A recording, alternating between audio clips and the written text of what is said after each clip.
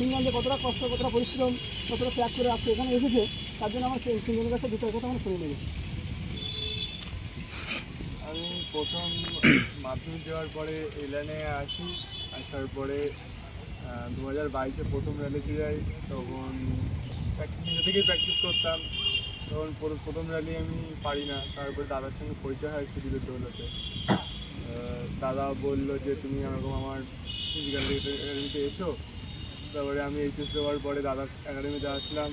তারপর গিয়ে এসে কিছুদিন পরে আবার একটা র্যালিতে গেলাম, সেখানেও পারলাম না। তারপরে দাদা আরও প্রচণ্ড পরিমাণে প্র্যাকটিস করানো শুরু করে দিল। দাদার দায়িত্ব, মানে দাদা যদি পাশে না থাকতো আজকে তো এই দিনটা দেখতে পেতাম না। দাদা সেই প্রথম থেকে 2024-এর এপ্রিল মাসে পরীক্ষা দেওয়া শুরু করলাম, সেখান থেকে পাশে থাকা শুরু করেছে, এখনও পাশে আছে আর ভবিষ্যতেও থাকবে। মানে সব কিছু তো দাদারই।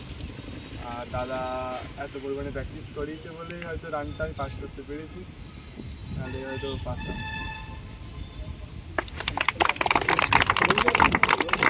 আর এখনকার যারা আর্মির ব্যাচ আছে, বিরাজ, আমাদের সুলতান ভাই, আরও ওদের নতুন অনেকে আছে, আর বলবো যে দাদার প্রতি ভরসা রাখো। দাদা যে প্র্যাকটিস করাবে, মানে চোখ কান বুঝে সে প্র্যাকটিস করলে একদম রান টান সব পাস হয়ে যাবে, কোনো ব্যাপার নেই। আর তোমরা এইবারই পেয়ে সুলতান ভাই আর মিরাজ তো এবার পেয়ে যাবে, কোনো কথা নেই। হ্যাঁ, সৌরভ পেয়ে যাবে। ঠিক আছে,